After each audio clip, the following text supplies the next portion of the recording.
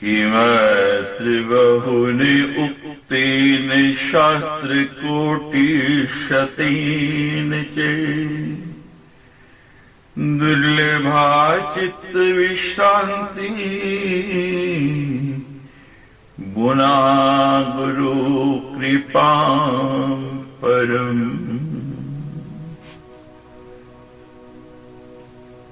व्यास पूर्णिमा गुरु पूर्णिमा का पावन पर्व निकट आ रहा है। भारत में प्राचीन काल से ही गुरु शिष्य की परंपरा रही है। भगवान शिव के बाद गुरु दत्तात्रेय को सबसे बड़ा गुरु माना गया है। इसके बाद देवताओं के पहले गुरु अंगिरा ऋषि थे। उसके बाद अंगिरा के पुत्र बृहस्पति देव गुरु बने। दैत्यों के गुरु शुक्राचार्य हैं। उनसे पूर्व उनके पिता भृगुदैत्य गुरु थे। ये परंपरा सदा से चलते आ रही है। करोड़ों शास्त्रों से भी क्या, बहुत कहने से भी क्या, चित्त की परम शांति दुर्लभा चित्त विश्रांति बिना गुरु कृपा परम। गुरु के मिलना दुर्लभ है, बहुत कठिन है। सूच कैसे एव वाचको दर्शके तथा शिक्षको बोध के चैव षडशे गुरु समृता। प्रेरणा देने वाले, सूचना देने वाले यानी सत्य बताने वाले, रास्ता दिखाने वाले, शिक्षा देने वाले और बोध कराने वाले, ये सब गुरु समान है। नुकार अंधकारस्तु रुकार तेज उच्यते अंधकार निरोधात गुरुरित्ये विधीयते। गु यानी अंधकार और यु यानी कि तेज, प्रकाश। जो अंधकार का ज्ञान का प्रकाश देकर निरोध करता है उसे ही गुरु कहा जाता है। शरीरम च एव वाचम च बुद्धि इंद्रिय मनांसि च नियमे प्रांजलि तिष्ठेत वीक्षमाणो गुरुर्मुखम। शरीर, वाणी, बुद्धि, इंद्रिय और मन को संयम में रहकर हाथ जोड़कर गुरु के सन्मुख देखना चाहिए। जो इंसान गुरु मिलने के बावजूद प्रमादी रह जाए, वह मूर्ख पानी से भरे हुए सरोवर के पास होते हुए भी प्यासा है। घर में अनाज होते हुए भी भूखा है और कल्प वृक्ष के पास रहते हुए भी वह दरिद्र है। विषम न विश्वे प्राज्ञ वेशो दोषाय जायते रावणो भिक्षु रूपेण जहार जनक आत्मजा। केवल बाहरी वेश पर विश्वास नहीं करना चाहिए। वेश दोषयुक्त हो सकता है, झूठा हो सकता है। रावण भी भिक्षु का रूप लेकर आया था और सीता का हरण लेकर चला गया। दुग्धेनो कुसुमेन वली शीलेन भार्या कमलेन तोयम गुरुं बिना भाति न च एव शिष्ये शमेन विद्या नगरी जनेन। जैसे दूध के बिना गाय, जिस गाय में दूध ना हो, जिसके स्तनों में दूध ना हो, उसका कोई महत्व नहीं है। और वो लता जिस पर कोई पुष्प नहीं लगता है, कोई फूल नहीं लगता है, वो भी बेकार है। और चरित्र के बिना भार्य पत्नी वो भी शोभित नहीं देते हैं। और जिस जल में कमल नहीं खिलते हो वो जल भी शोभा नहीं देता है। शांति के बिना विद्या की कोई शोभा नहीं है। विद्या आने के बाद भी अगर शांति नहीं हुई तो समझो अभी अविद्या है। और लोगों के बगैर जैसे कोई नगर शोभा ही नहीं देता है, जहां कोई बसता ना हो उसको नगर नहीं कहा जाता है, वैसे ही गुरु के बिना शिष्य भी शोभा नहीं देता है। यानी कि जीवन में गुरु परम आवश्यक है। गुरु अमृत है जगत में, बाकी सब विष बेर। सतगुरु संत अनंत हैं, प्रभु से कर दे मेर।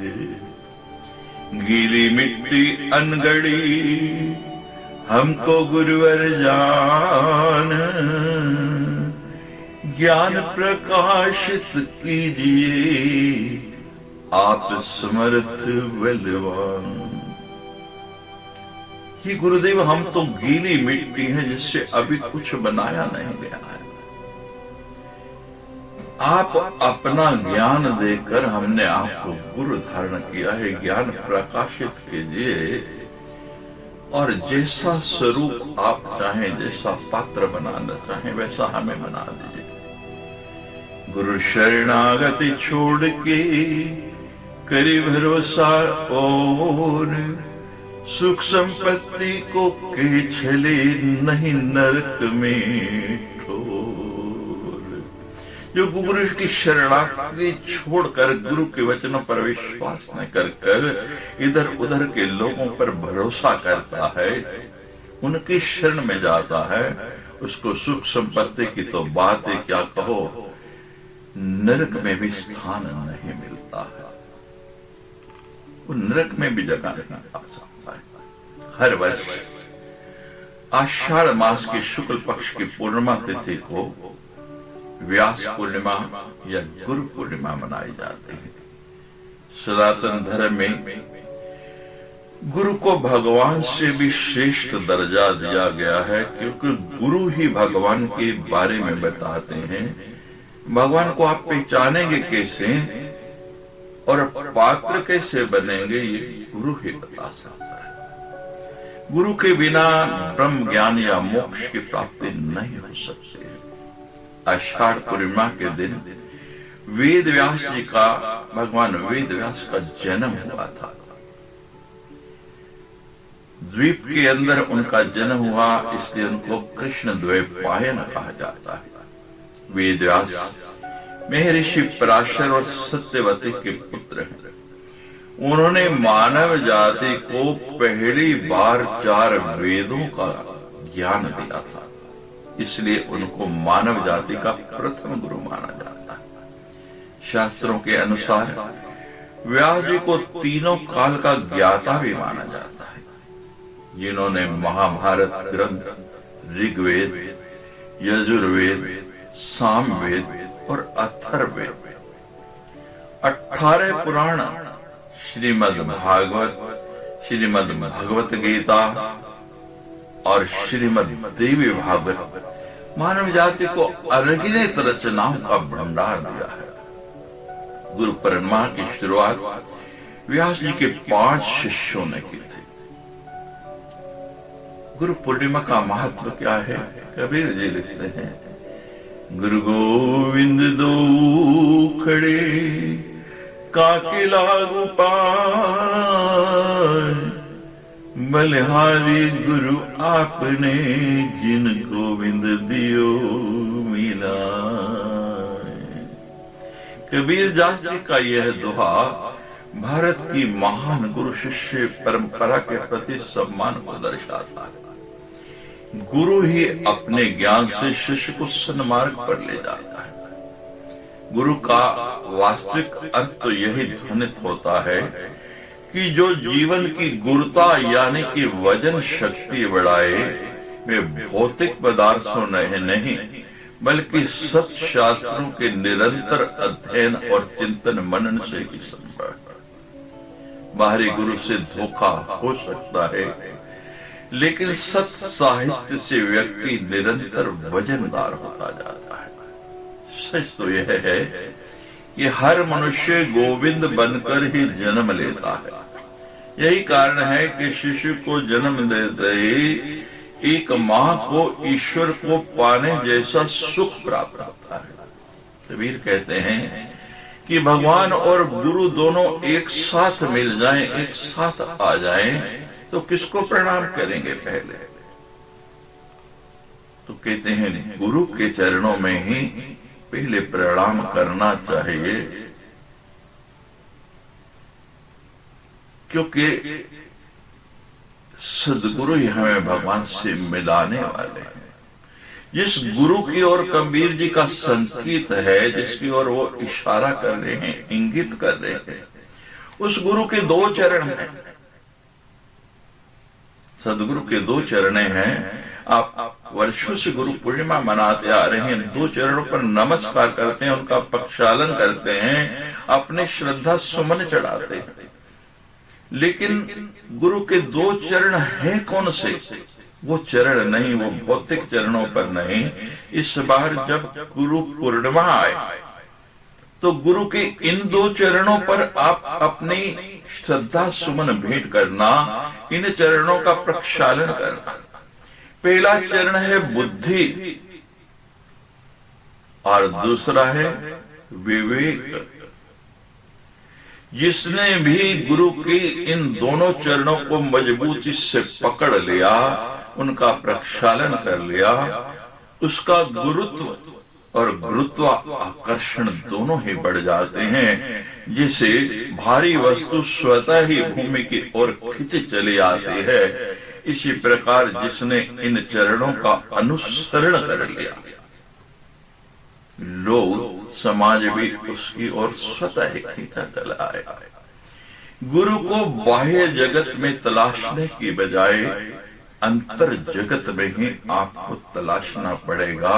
वो बाहर नहीं, अंतर में मिलेगा। वो आपके अंतर में बैठा हुआ है। गुरु ने आपके करण रंध्र से शब्द के द्वारा आपके अंदर उस गर्भ को स्थापित किया है। आपको उसको वहां ढूंढना है। धर्म, अर्थ, काम, मोक्ष उसी ओर खींचे चले आते हैं।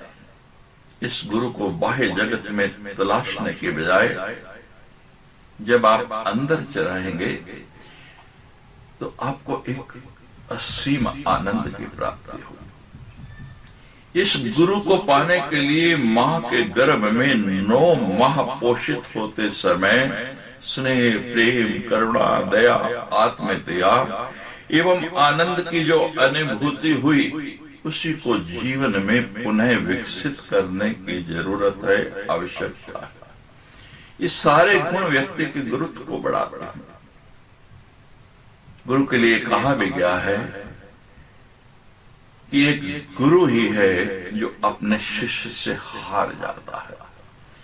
अंतर जगत का है गुरु, सच में हर पल हारता है। एक एक उपलब्धि, रिद्धि, सिद्धि, समृद्धि देने के बावजूद उसको लगता है कि कुछ और देना अभी बाकी है। गुरु तो शिष्य को बहुत कुछ देना चाहता है, सब कुछ उड़ेल देना चाहता है। अपनी पूरी ऊर्जा, अपनी पूरी कमाई, अपनी पूरी संपत्ति उसके पात्र में डालना चाहता है, लेकिन शिष्य पात्र तो बने। कठिनाई यही है कि इसे पाने का स्थान कहीं है और तलाश कहीं और हो रही है। गुरु अपने शिष्य के भीतर असीम संवेदना, असीम संभावनाओं के द्वार खोल देता है। इससे व्यक्ति अपनी सीमाओं को पार कर अनंत ब्रह्मांड का अंग बन जाता है।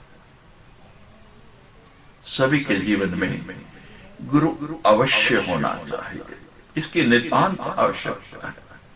जिनके जीवन में गुरु नहीं है, उनको भी श्रद्धा भाव से गुरु को खोजना चाहिए।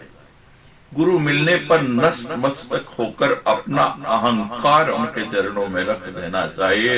हम सब कुछ समर्पित करते हैं, हर वस्तु देते हैं, गुरु को बड़ी से बड़ी भेंट देना चाहते हैं, लेकिन अहम नहीं देना चाहते। और वो भेंट देने के बाद भी हम में यही अहम रहता कि ये मैंने दिया है, ये मेरे द्वारा दत्त है। गुरु के प्रति समर्पित होते ही गुरु तत्व, गुरु कृपा, गुरु ऊर्जा, गुरु स्पर्श और गुरुवाणी ये शिष्य के अंदर बहने अपने आप शुरू हो जाती है। इनकी सरिता, इनकी नदी प्रवाहित होने लग पड़ती है। जब भी गुरु के सामने जाएं, तब धन, कुटुंब, मान, सम्मान या प्रतिष्ठा वाले नहीं बनकर जाए। ये गलती मत करना। केवल श्रद्धा भाव, गुरु के पास जाएं तो केवल श्रद्धा भाव लेकर जाए और नतमस्तक हो जाए। जब हम कुछ बनकर गुरु के सामने जाते हैं, तब गुरु कृपा से चूक जाता है। गुरु कोई शरीर नहीं, एक तत्व है जो पूरे के पूरे ब्रह्मांड में विद्यमान है। मेरा गुरु या तेरा गुरु शरीर के स्तर पर अलग अलग हो सकते हैं, लेकिन गुरु तत्व तो केवल एक ही है। गुरु और शिष्य का संबंध शरीर से परे आत्मिक होता है। गुरु पूर्णिमा गुरु से दीक्षा लेने, साधना को मजबूत करने और अपने भीतर में गुरु को अनुभव करने का दिन है।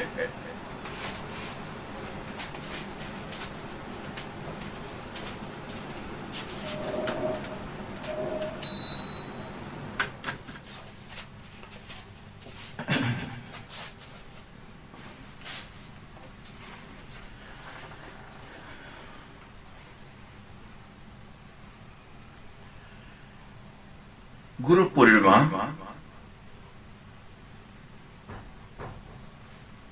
पर ये समझे कि हमारी पुनर्दीक्षा हो रही है। जैसे विद्यालय में, स्कूल में हर वर्ष आपकी परीक्षा होती है। हर बार एक नई कक्षा में जाना होता है, हर क्लास में जाना होता है। उत्तरोत्तर हम ऊपर की क्लास में जा रहे हैं। तो गुरु पूर्णिमा पर भी हमको ये आभास करना है, क्या हम अगले कक्षा में गए? गुरु को याद करने से हमारे विकार ऐसे ही दूर होते हैं जैसे प्रकाश के होने पर अंधेरा दूर हो जाता है। चित्त में पड़े अंधकार को मिटाने वाला और कोई नहीं है बल्कि गुरु है।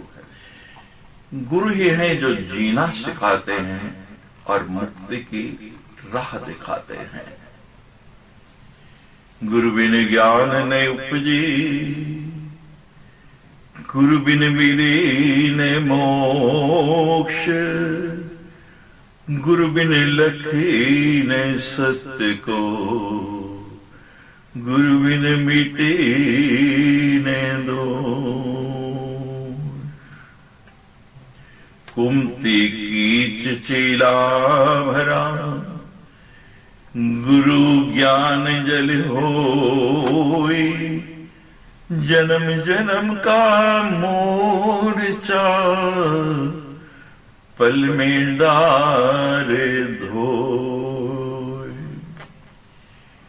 गुरु किया है देह का, सतगुरु चीना नाही, भव सागर के जाल में फिर गोता खाए। शब्द गुरु का शब्द है,